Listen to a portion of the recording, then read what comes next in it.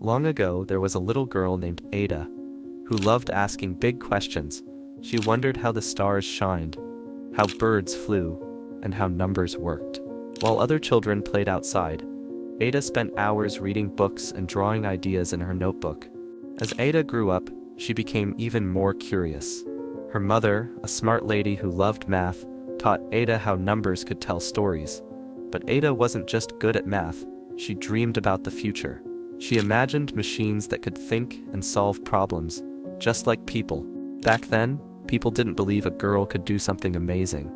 But Ada didn't listen to them. She wanted to change the world. Ada's father was a famous poet, but she never met him because he left when she was a baby. Her mother, though, was always by her side, making sure Ada learned many things. Ada studied math, science, and even music. She asked so many questions that people called her the enchantress of numbers. One day, Ada met a man named Charles Babbage. He was building a strange machine called the analytical engine. It looked like a giant metal clock, but was supposed to solve math problems faster than anyone could. Most people didn't understand it, but Ada did. She told Charles, "This machine can do much more than math. It can think like a brain if we teach it how."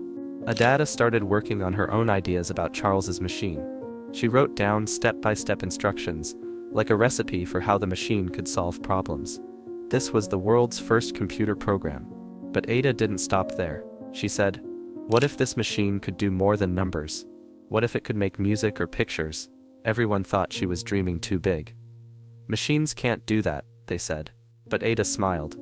She knew her ideas were special. Even though Ada was so smart, her life wasn't easy. She got sick many times and had to spend days in bed. Some people laughed at her ideas because she was a woman, and women weren't allowed to work like men in those days. But Ada didn't give up.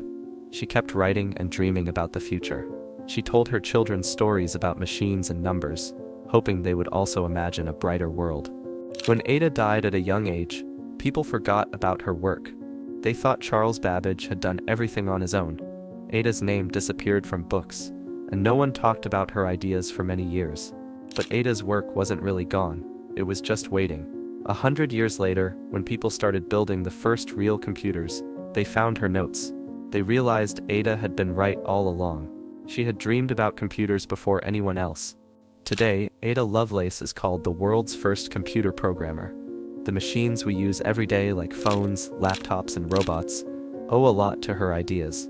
She showed the world that big dreams can come true, even if people don't believe in them at first. Ada's story teaches us something important: never stop imagining. Even if no one understands your ideas, keep dreaming, because one day they might change the world.